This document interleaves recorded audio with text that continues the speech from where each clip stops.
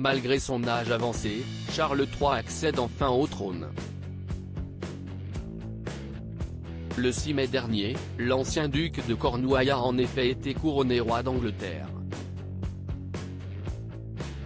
Plus de 2200 invités triés sur le volet ont assisté à cet événement historique. Meghan Markle et le prince Harry ont été conviés à cette cérémonie. Seul le père de Lilibet, Archie, a toutefois confirmé sa venue. Celle qui a récemment refusé d'embrasser son mari est en effet restée auprès de leurs enfants en Californie.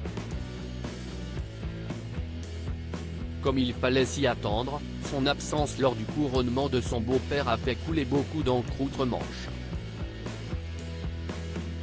Omid Scobie, journaliste et ami de l'ancienne star de Suits, a cependant donné sa version des faits, dans une interview accordée au magazine Harper's Bazaar.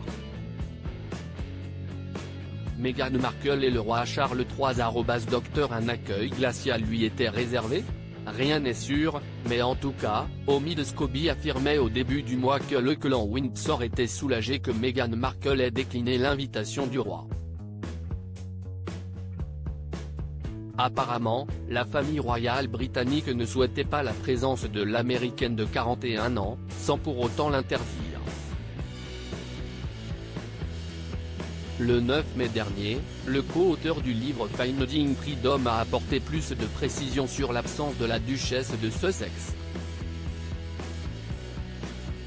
Selon ses dires, la demi-sœur de Samantha a été confrontée à un dilemme de taille. Tout laisse à penser qu'elle souhaitait accompagner le prince Harry. Seulement voilà, elle ne se sentait pas à l'aise ou suffisamment bien accueillie à cette cérémonie. Il faut bien l'avouer, ses relations avec la couronne britannique ne sont pas au beau fixe. Meghan Markle, loin du feu des projecteurs, il se murmure que la belle-fille du roi d'Angleterre se serait déguisée pour assister au couronnement. Pourtant, la vérité est tout autre. Celle qui a poussé un coup de gueule lié à Charles III était en fait chez elle, à Montecito, en Californie. D'ailleurs, la mère de famille organisait l'anniversaire de son fils aîné Archie en attendant le retour de son époux. Elle s'était ainsi tenue loin des projecteurs braqués sur le nouveau souverain.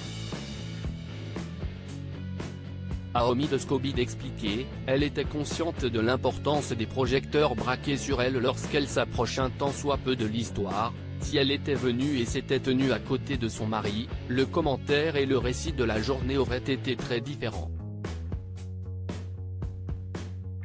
Une confidence qui mettra fin à toutes les rumeurs?